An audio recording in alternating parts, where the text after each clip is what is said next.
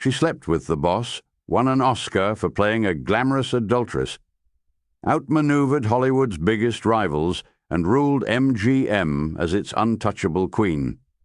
Yet behind the diamonds and designer gowns lay a ferociously ambitious woman who battled self-doubt, family tragedy, and cutthroat studio politics to etch her name into silver screen immortality. Tonight I come back here, ready to humiliate myself, beg for your forgiveness, ready to forgive you anything because I love you. You tell me your vanity is hurt? Well, call it anything you like. Vanity! I'll never forget that. Let's not talk any more about it. And I thought your heart was breaking like mine. But instead you tell me your man's pride can't stand the gas. Now, wait a minute, Jerry, listen. Oh, I don't want to listen. I'm glad I've discovered there's more than one man in the world while I'm young and they want me. Believe me, I'm not missing anything from now on. I don't doubt it. Once a woman throws down her fences... Oh, pin it on a motto and hang it where Janice can see it. Stop that. Oh, loose women, great, but not in the home, eh, Ted? Cut it, do you hear? The looser they are, the more they get. The best in the world, no responsibility. Well, my dear, I'm going to find out how they do it. So look for me in the future where the primroses grow. And pack your man's pride with the rest. And from now on, you're the only man in the world that my door is closed to. This is the untold story of Norma Shearer. Subscribe to Sajjad Classics for more untold stories from Golden Age of cinema. Edith Norma Shearer entered the world on August 11th, 1902 in Montreal, Quebec, Canada. She was the youngest of 3 children born to Andrew Shearer and Edith Mary Fisher Shearer, in a family tracing its roots to Scottish, English, and Irish ancestry. Her early childhood unfolded against a backdrop of relative comfort and social standing.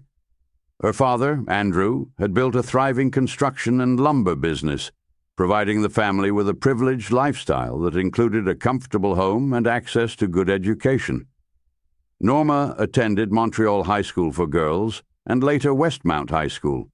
Andrew Shearer suffered from what was then described as manic depression, bipolar disorder. He moved through the family home like a spectral presence, distant, unpredictable, and emotionally unavailable. This created a tense, unstable atmosphere that weighed heavily on the children. In contrast, Norma's mother, Edith, emerged as the steady anchor, practical, supportive, and fiercely protective of her daughter's dreams. From a young age, Norma displayed a vivid imagination and a hunger for performance. Music initially captured her interest, but everything changed on her 9th birthday when she attended a vaudeville show. The glittering lights, music, costumes, and applause electrified her. She turned to her mother and boldly announced her intention to become an actress. Edith encouraged this spark, though privately she harbored worries about her daughter's prospects. Norma herself harbored no illusions about her appearance. She later candidly described seeing in the mirror a dumpy figure, with shoulders too broad, legs too sturdy, hands too blunt, compounded by a noticeable cast in her left eye that caused her eyes to appear crossed at times. Many in the industry would later echo these perceived shortcomings, but Norma refused to be limited by them. Instead, she channeled her self-awareness into relentless drive. By her own account, she was ferociously ambitious even as a child, an inner fire that would define her entire life and career. This combination of early privilege, hidden family pain, maternal support, and steely personal resolve set the stage for the dramatic turn her life would soon take. When her father's business collapsed in the economic fallout of World War I, the family's world crumbled. Compounding the financial ruin was a deepening family crisis. Norma's older sister, Athol Shearer, suffered her first serious mental breakdown around the same time. Young Norma, however, responded not with despair, but with a hardened resolve. She later reflected that these events taught her an early philosophy about failure. An endeavor could collapse, but that did not mean the person had failed. This mindset would become one of her greatest strengths. Norma's mother, Edith, refused to remain passive. Within weeks, she made the courageous and unconventional decision to leave her troubled husband. With a letter of introduction secured from a local theater owner addressed to the legendary showman Florenz Ziegfeld, The three Shearer women boarded a train for New York City in January 1920. Norma, then just 17, arrived in the big city brimming with optimism. She later recalled having her hair in little curls and feeling very ambitious and proud. She was ready, curls, determination, and all, to conquer Broadway. This pivotal transition from Montreal to New York marked the true beginning of Norma Shearer's fight for stardom. What followed in New York, the rejections, the modeling gigs, the extra work, and the eventual breakthrough, would test that resolve to its limits. The Ziegfeld audition was a crushing disaster. Florenz Ziegfeld, the flamboyant impresario behind the famous Ziegfeld Follies, took one look at the hopeful 17-year-old and turned her down flat. Reports suggest he called her a dog and openly criticized her crossed eyes and stubby legs. Later, while working as an extra on D.W. Griffith's landmark film Way Down East, Norma seized a moment during a break to approach the legendary director himself. Standing near a powerful arc light to present herself favorably, she poured out her dreams of stardom. Griffith studied her face in the harsh glare, shook his head, and delivered a blunt verdict. Her eyes were no good. One had a cast, and they were too blue, which photographed as blank in close-ups. "You'll never make it," he declared before turning away. Most young women would have been devastated, perhaps even broken, by such authoritative rejections. Norma Shearer, however, transformed rejection into rocket fuel. She refused to accept their assessments as final. Instead, she launched into one of the most disciplined self-improvement campaigns Hollywood had ever seen.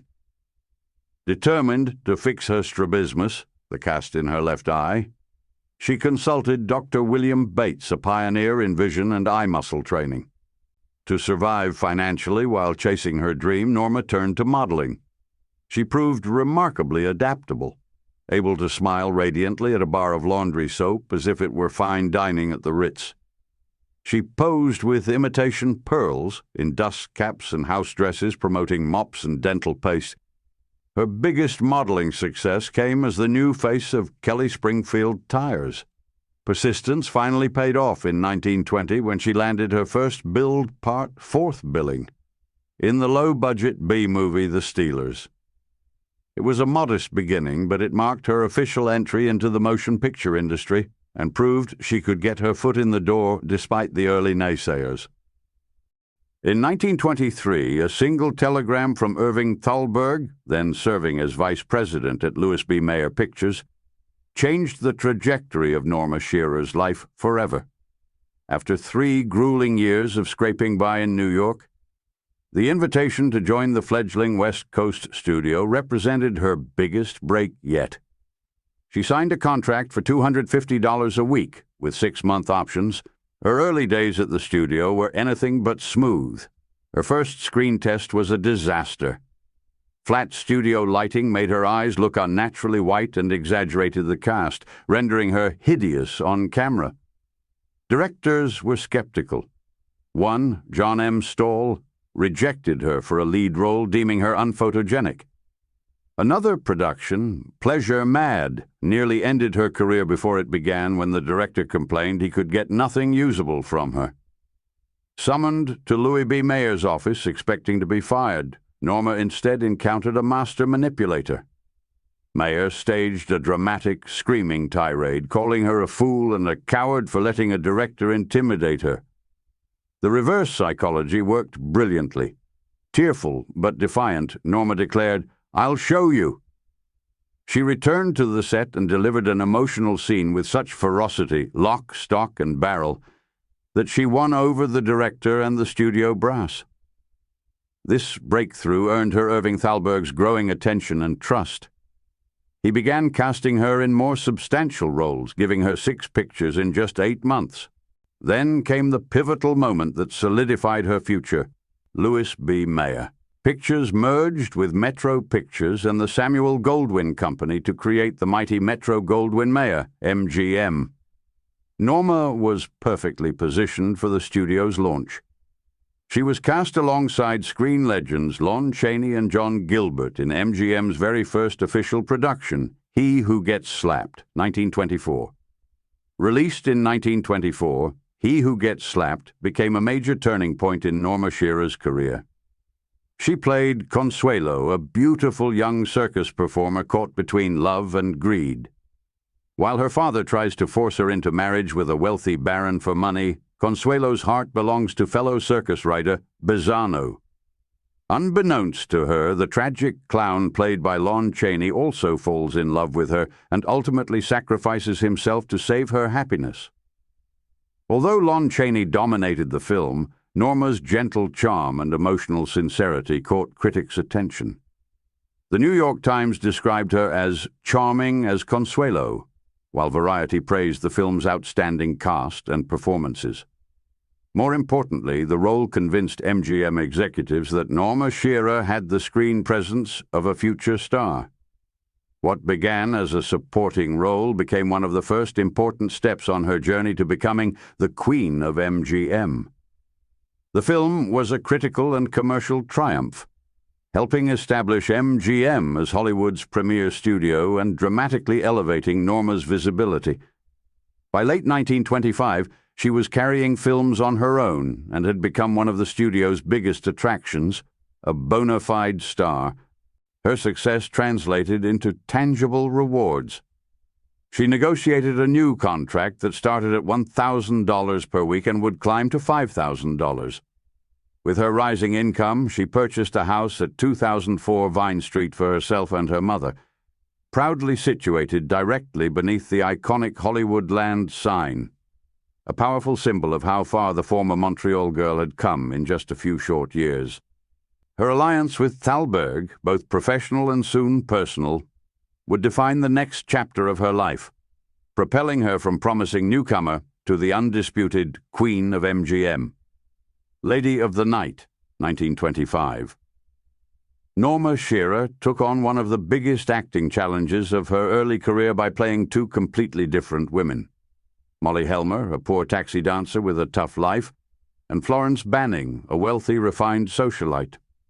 Although both women fall in love with the same man, Molly quietly sacrifices her own happiness after realizing he truly loves Florence. Shearer's ability to switch effortlessly between the streetwise Molly and the graceful Florence proved she was far more than just another pretty face at MGM. Critics were impressed. Life magazine praised Shearer's work, saying her performance in the flashier role was startlingly good.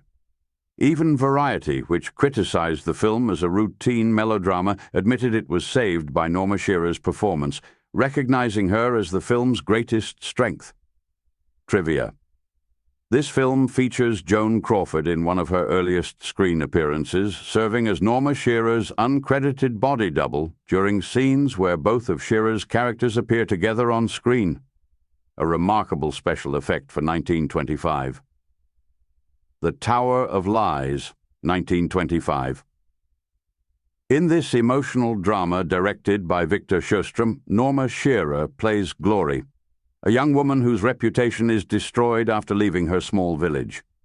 Rejected by society and misunderstood by those around her, Glory struggles to rebuild her life while her loving father, played by Lon Chaney, refuses to stop believing in her. Shearer delivers a restrained, heartfelt performance that perfectly balances shame, resilience, and hope. Critics admired the performances and direction. Variety called the acting aces and praised Sjöström's masterful direction, though it felt the story was too heavy for mainstream audiences. The New York Times praised the film's artistic ambition and emotional power, highlighting its beautiful production and moving finale. Trivia: this reunited Norma Shearer, Lon Chaney, and director Victor Sjöström after He Who Gets Slapped, creating another critically respected silent drama. Sadly, the film is now considered lost, with no complete print known to survive.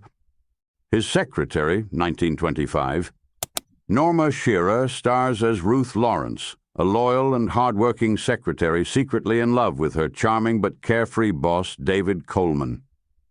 Instead of relying on slapstick alone, Shearer gives Ruth warmth, intelligence, and quiet determination as she patiently waits for David to realize that true love has been beside him all along. It was one of the films that showcased her natural gift for romantic comedy before she became MGM's dramatic queen. Contemporary critics described the film as light, entertaining, and charming.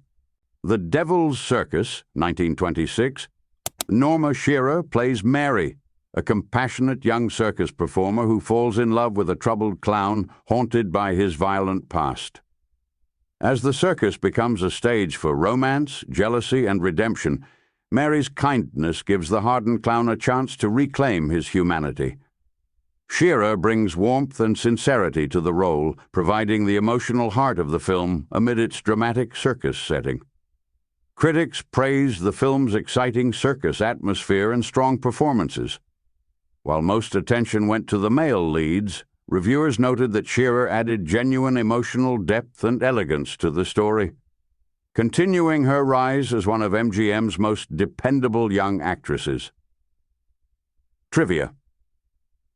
Circus dramas were highly popular in the 1920s, and this film further strengthened Norma Shearer's reputation for handling both romance and emotionally demanding roles before she reached superstardom with The Divorcee. Upstage, 1926. Norma Shearer stars as Dolly Haven, a small-town girl who dreams of making it big in New York. She unexpectedly lands in vaudeville and becomes famous, but success quickly goes to her head.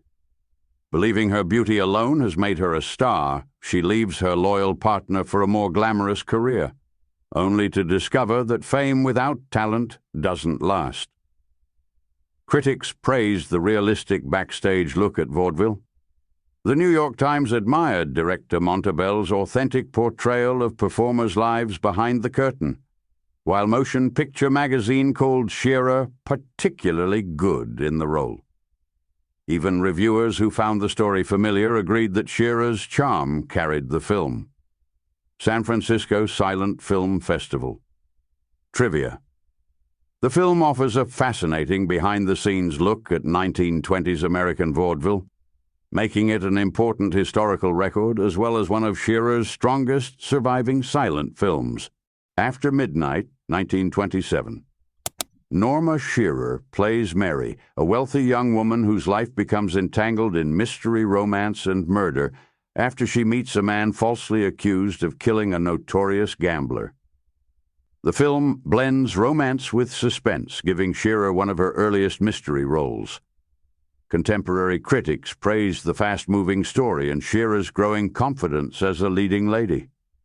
Trade reviews considered it an entertaining mystery that balanced romance with thrills, while Shearer's emotional performance was seen as another step toward the dramatic success she would achieve only a few years later.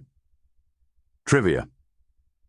The film reunited Norma Shearer with director Montabell, who had played a major role in developing her early MGM career. The Student Prince in Old Heidelberg, 1927. In one of her finest silent performances, Norma Shearer plays Kathy, a cheerful innkeeper's niece who falls deeply in love with Crown Prince Karl Heinrich, played by Ramon Novarro. Their romance blossoms in the carefree streets of Heidelberg, but duty eventually forces the prince to choose the throne over the woman he loves. Kathy becomes the emotional heart of the story, representing the simple, happy life the prince must sacrifice forever. Directed by the legendary Ernst Lubitsch, the film is now regarded as one of the masterpieces of silent cinema. The New York Times called Shearer attractive as Kathy and praised her performance, though it felt she didn't fully capture Lubitsch's subtle style. Later critics have been far kinder, and today the film enjoys a 100% critic score on Rotten Tomatoes. Trivia. Lubitsch reportedly believed both Ramon Novarro and Norma Shearer were miscast. Yet his direction transformed the film into a timeless classic. Despite losing money on its original release because of its enormous budget, its reputation has grown steadily over the decades. A Lady of Chance, 1928. Norma Shearer plays Dolly Morgan, an elegant con artist who plans to swindle a wealthy family but unexpectedly falls in love. As her feelings become genuine, Dolly must choose between the dishonest life she knows and the chance for a fresh start. The role allowed Shearer to combine glamour, wit, romance, and comedy, showing a lighter side just before she entered the sound era. Critics praised Shearer's sophisticated screen presence and comic timing. Reviewers noted that she effortlessly balanced charm with vulnerability, making audiences sympathize with a character who was technically a criminal. The film further strengthened her reputation as one of MGM's most versatile actresses before her Oscar-winning breakthrough. Trivia. The film was directed by Robert Z. Leonard, whom Norma Shearer would later marry after the death of Irving Thalberg. The Trial of Mary Dugan, 1929. You won't admit that you pleaded with him and threatened him and used every device you could to keep Edgar Wayne from returning to the decency of his life with his wife and child? No. And you won't admit that on some pretext you went out to the kitchen and that when you returned, Edgar Wayne was pouring a drink with his back to you and that you stabbed him in that murderous rage which was a part of your makeup, even when 2 years ago you heaved an ink bottle at Miss Matthews which might have blinded her for life. That murderous rage that you inherited from your father, who 3 times was sentenced to prison for assault and battery. No, it's a lie. I tell you, it's a lie. Well, you ought to know. You're an expert. Norma Shearer made a remarkable transition to talking pictures in MGM's second all-talking feature, playing Mary Dugan, accused of murdering her wealthy lover. As the courtroom drama unfolds, Mary endures public humiliation. The role demanded long emotional courtroom scenes, and Shearer delivered one of the strongest performances of her early sound career, portraying fear, dignity, and resilience with remarkable conviction. Critics were highly impressed. Variety praised Shearer's natural speaking voice and emotional power, while contemporary reviews noted that she handled the difficult transition to sound better than many silent stars. The Los Angeles Times later described the film as the success that firmly established her as a major star in the talkie era. Important trivia. This was Norma Shearer's first talking picture, and audiences were surprised by her warm, clear voice, which quickly became one of the most admired in Hollywood. The Last of Mrs. Cheney, 1929. Charles and I, in our humble way, have tried to live up to the highest traditions of our profession. A profession, in some form or other, we're all members of. And that tradition is never to be found out. But if you are, I say if you are, be prepared to pay the price. Norma Shearer stars as Fay Cheney, an elegant jewel thief who infiltrates England's upper-class society intending to steal priceless jewelry. However, everything changes when she unexpectedly falls in love with Lord Arthur Dilling.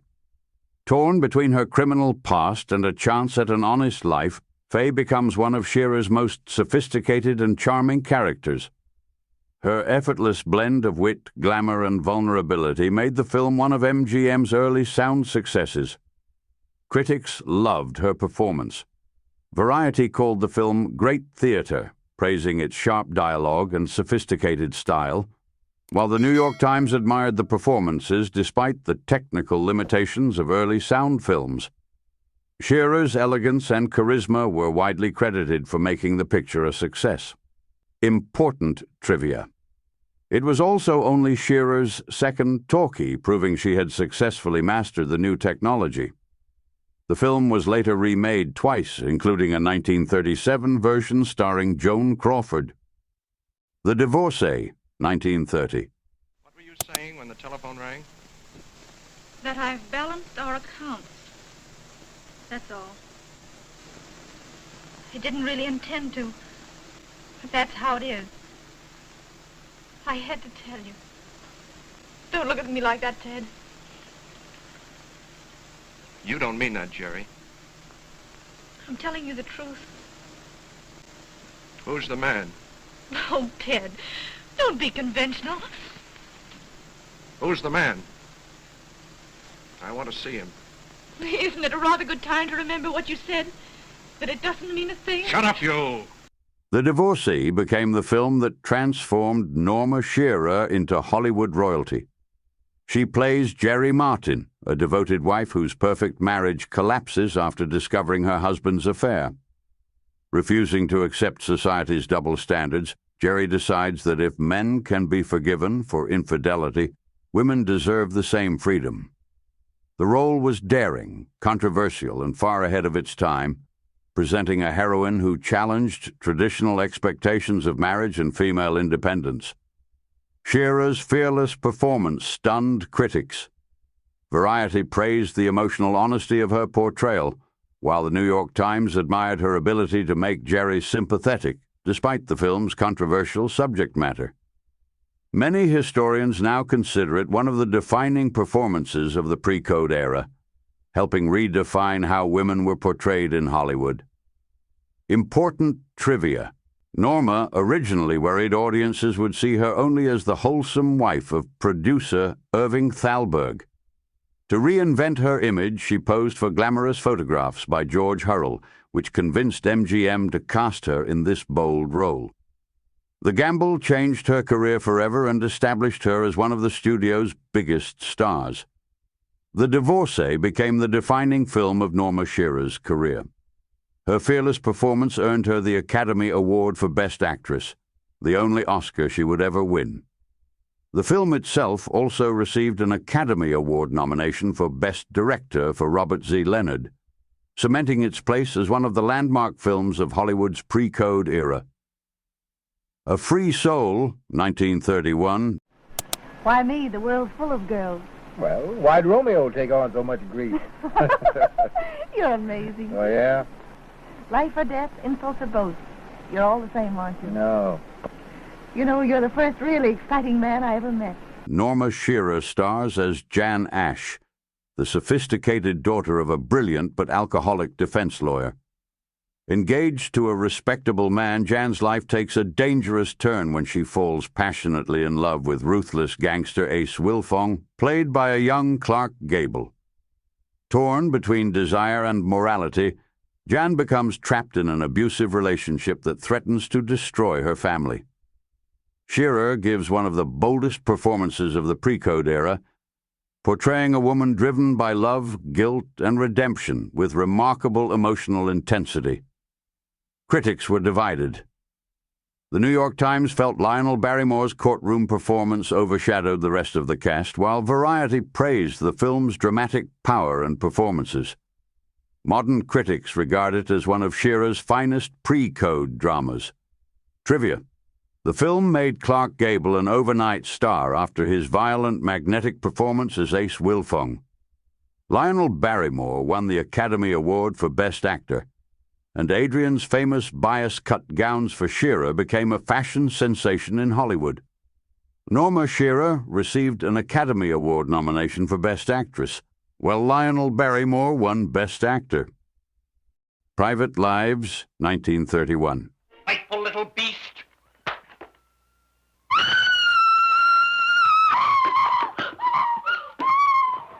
Listen, indeed.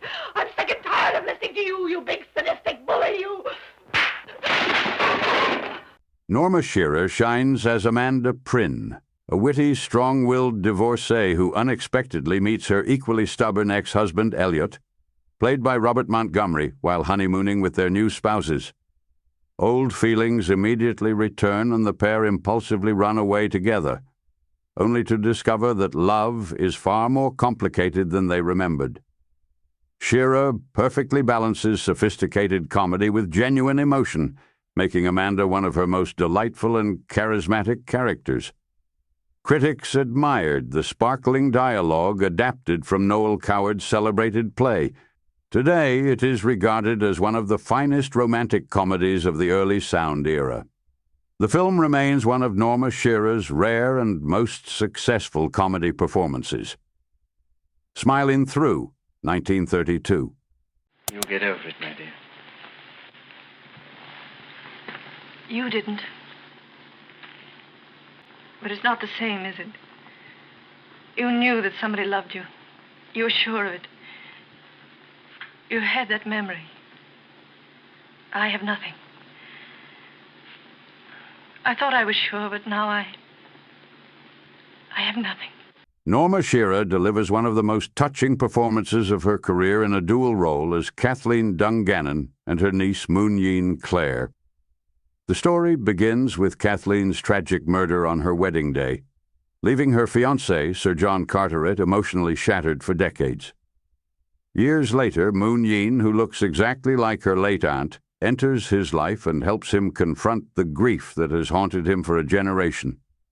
Shearer beautifully distinguishes the gentle romantic Kathleen from the spirited and hopeful Moon Yin, creating two unforgettable characters in one film. Critics praised the film's emotional depth and Shearer's heartfelt dual performance. Variety admired its romantic appeal, while the New York Times praised the sincerity of the performances and the film's bittersweet atmosphere. It became one of MGM's biggest box office successes of 1932. Trivia: Shearer had to portray two women from different generations, requiring subtle changes in appearance, voice, and personality. The film became one of her greatest commercial successes. The Barretts of Wimpole Street, 1934. You remember Papa suggesting to you that a certain kind of beer called porter might do me good? Yes, and an excellent suggestion, too. Oh, forgive me, but it was nothing of the kind. I've had to drink it twice a day, and in consequence, my life has become one long misery. Bless my soul. I'm not exaggerating. One long misery. Oh, you poor little lady. Now, it's no use my appealing to Papa. But if you, dear Dr. Chambers, were to suggest to him that something else might be equally beneficial... What would you say to a couple glasses of hot milk as a substitute? I hate milk, but I'll drink it all day long if you'll only rescue me from porter. Norma Shearer plays the famous English poet Elizabeth Barrett, a gifted but fragile woman living under the cruel control of her domineering father, portrayed by Charles Laughton. Forbidden to marry or leave home, Elizabeth secretly falls in love with poet Robert Browning, played by Frederick March. Their romance becomes a courageous battle for freedom against fear, family oppression, and emotional manipulation. Shearer's restrained and deeply moving performance captures Elizabeth's transformation from a timid invalid into a determined woman willing to risk everything for love. Critics were overwhelmingly enthusiastic. The New York Times called it a drama of beauty, dignity, and nobility, praising Shearer's performance as a brave and touching piece of acting. Variety described it as an actor's picture with a gripping final act, while Film Daily called it one of the year's greatest love stories. Trivia: the film topped Film Daily's annual critics poll as the best film of 1934 and became one of MGM's biggest financial successes, despite its literary subject.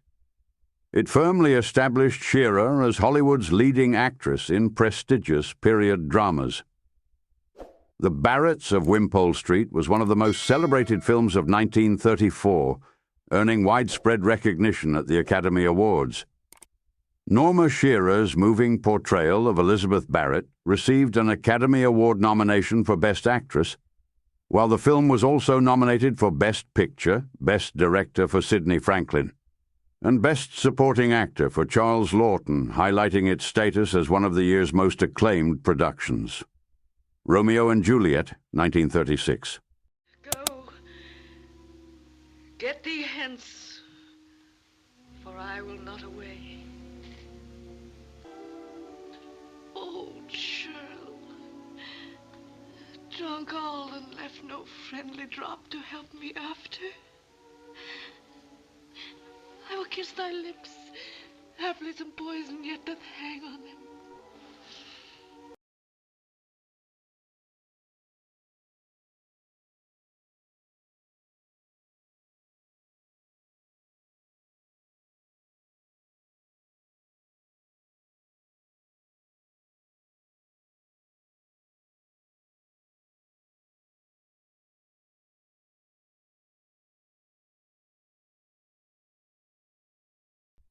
Norma Shearer fulfilled a lifelong dream by playing Juliet Capulet opposite Leslie Howard's Romeo in MGM's lavish adaptation of Shakespeare's immortal tragedy.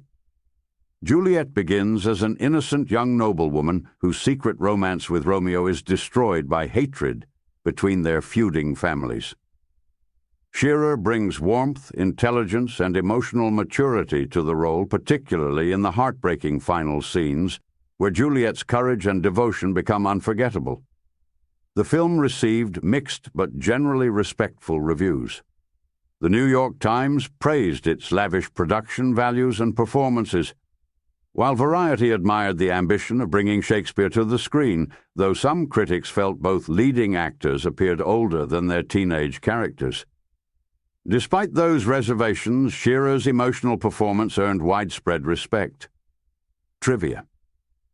This was one of the most expensive Shakespeare films ever produced at the time. Norma campaigned passionately for the role because Juliet had been one of her dream characters since childhood.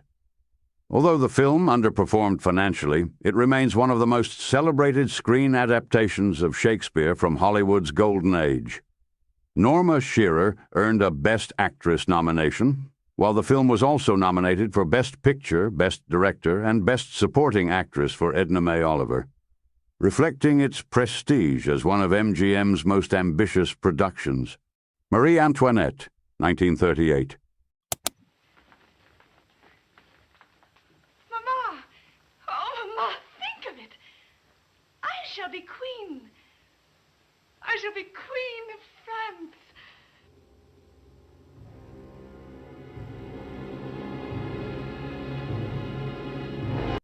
Norma Shearer delivered one of the grandest performances of her career as Queen Marie Antoinette of France. The film follows the young Austrian princess from her arranged marriage to the future King Louis XVI through the luxury of Versailles, and ultimately to the horrors of the French Revolution. Shearer portrays Marie Antoinette not simply as an extravagant queen, but as a woman who matures from a carefree teenager into a tragic, dignified mother facing the collapse of her world. Her emotional scenes during the Revolution and her quiet acceptance of fate are among the finest moments of her career. Critics praised the spectacular production and Shearer's performance. The New York Times called the film magnificent entertainment, praising its lavish scale and emotional power. Variety admired the breathtaking costumes in Norma's sets and Shearer's regal performance, considering it one of MGM's most prestigious productions. Today, it is regarded as one of the greatest historical epics of Hollywood's golden age. Trivia: MGM spent nearly $3 million, making it one of the studio's most expensive films ever produced at the time. More than 2,500 costumes were created, and Adrian designed many of Shearer's spectacular gowns. This was her first major film after the death of her husband, Irving Thalberg, whose dream had been to produce the story. Shearer completed the project as a tribute to him. Marie Antoinette earned 4 Academy Award nominations, including Best Actress for Norma Shearer, along with nominations for Best Supporting Actress, Gladys George, Best Art Direction, and Best Original Score, further cementing its reputation as one of MGM's grandest historical epics. The Women, 1939. Oh, Mother, it's all right for you to talk of another generation when women were chattels and did as men told them to, but this is today. Stephen and I are equals. Why, we took each other of our own free will for life because we loved each other. We've always given each other our best. And I won't qualify that relationship now. It's wrong, shockingly wrong. And women that stand for such things are just beneath contempt, that's all. I'll never be one of them, never. Norma Shearer stars as Mary Haynes, a devoted wife whose seemingly perfect marriage is shattered when she discovers that her husband is having an affair with a glamorous perfume saleswoman. Surrounded by gossiping friends, jealous rivals, and endless social drama, Mary must decide whether to fight for her marriage or begin a new life on her own. Shearer gives a beautifully restrained performance, showing Mary's transformation from a trusting wife into a stronger, more independent woman who refuses to be defined by betrayal. Directed by George Cukor, the film is famous for featuring an almost entirely female cast, with no male characters ever appearing on screen, despite the entire story revolving around them. Critics loved its sharp wit and sophisticated dialogue. The New York Times praised the performances and called it one of the year's smartest comedies, while Variety described it as first-rate entertainment filled with memorable performances. Trivia: the cast included Joan Crawford, Rosalind Russell, Paulette Goddard, and Joan Fontaine. creating one of the greatest ensembles in Hollywood history. The famous fashion show sequence was filmed in Technicolor, while the rest of the movie remained in black and white. An unusual and innovative choice for 1939. And after they've arrested me, what then? You are getting out of the country now. Oh, no, Kurt, no, I'm staying. You'll have to arrest me, won't you? It will be my duty. Of course, nothing must interfere with your duty. Imagine what it'll be like. You and I and all your friends watching. How they'll stare at us, at me. They'll say there's a woman who betrayed him for the sake of another man. A young man. Stop it. Oh, you think I'm so shy and timid, don't you? But I tell you I won't be. I'll say everything I can think of. Escape, 1940. Norma Shearer plays Countess Emmy Ritter, a courageous widow living in Nazi Germany who risks everything to help an innocent man escape from a concentration camp. When American engineer Mark Preising, played by Robert Taylor, arrives to rescue his imprisoned mother, Emmy joins the dangerous mission despite knowing the consequences could be fatal. Shearer delivers a mature and understated performance, portraying a woman whose quiet bravery becomes the emotional heart of the story. Released before the United States entered World War II, the film was one of Hollywood's earliest dramas openly criticizing Nazi oppression. The New York Times praised its suspense and emotional impact, while Variety admired the strong performances and timely subject matter, describing it as both gripping entertainment and a powerful warning against tyranny. Trivia. This was Norma Shearer's last major dramatic success. Because of its anti-Nazi themes, MGM faced political pressure before releasing the film. Today, it is considered one of the earliest American films to portray the brutality of Nazi concentration camps. Could you ever fall in love with me? You have my absolute, positive, final, solemn promise I could not. Her Cardboard Lover, 1942. Norma Shearer made her final screen appearance as Consuelo Croydon, a wealthy socialite who invents a fictional fiancé to discourage unwanted suitors. Her harmless deception becomes increasingly complicated when everyone insists on meeting the imaginary man, forcing Consuelo into a series of comic misunderstandings. Shearer brings elegance and charm to the romantic comedy, but the screenplay failed to match the strength of her earlier classics. Critics were disappointed. The New York Times felt the comedy lacked energy and described the story as old-fashioned, while Variety considered the film pleasant but far less entertaining than expected. Although reviewers continued to praise Shearer's graceful screen presence, many agreed the material simply wasn't worthy of one of Hollywood's greatest actresses. Trivia. This became Norma Shearer's final film. After its disappointing box office performance, she retired from acting at just 39 years old, choosing to devote herself to family life rather than continue competing in a changing Hollywood. She never returned to the screen, making this a quiet farewell to one of MGM's greatest stars. Behind the glamorous facade of stardom and studio power, Norma Shearer's personal life was marked by profound challenges, quiet strength, and eventual serenity. Her marriage to Irving Thalberg, while professionally transformative, was shadowed by his chronic health struggles. Thalberg had suffered from rheumatic fever as a child, which left him with a severely weakened heart and a life expectancy doctors once pegged as tragically short. Despite his brilliant mind and commanding presence at MGM, his frailty was a constant concern. The couple had 2 children together, Irving Thalberg Jr., born 1930, and Catherine, born 1935. But the demands of Thalberg's work and Norma's career often strained family life.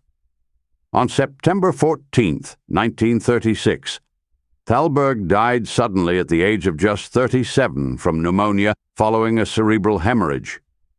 At 34, Norma was left a widow with 2 young children and a studio empire that had revolved around her late husband's vision.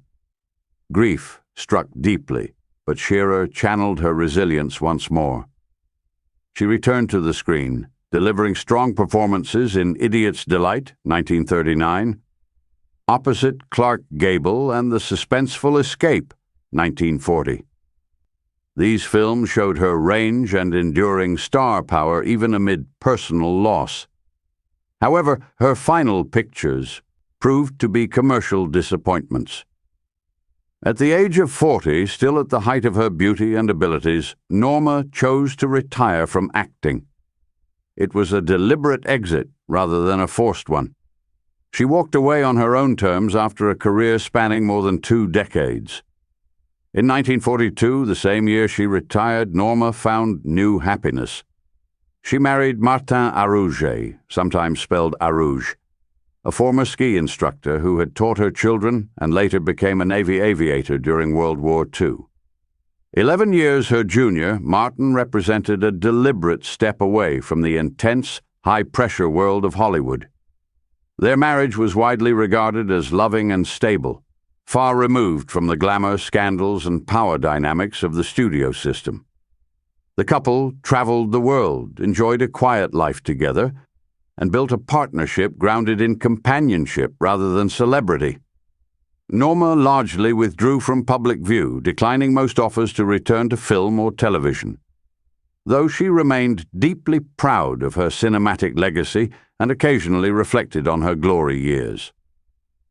Norma Shearer passed away on June 12, 1983, at the age of 80 in Woodland Hills, California. Her death was attributed to pneumonia complicated by Alzheimer's disease, which had gradually diminished her memory in her final years. She was laid to rest at Forest Lawn Memorial Park in Glendale under the name Norma Arouget, symbolizing the peaceful second chapter of her life. Martin survived her by more than 15 years, passing in 1999. This later phase of Norma's life reveals a woman who had fought fiercely for success, endured devastating loss, and ultimately chose peace and privacy. From the ambitious girl who overcame poverty and rejection, to the widow who rebuilt her world and the retiree who cherished a simple, devoted marriage, her journey embodied both the triumphs and the hidden costs of Hollywood stardom. Her story remains one of extraordinary determination, graceful resilience, and a life fully lived on her own evolving terms.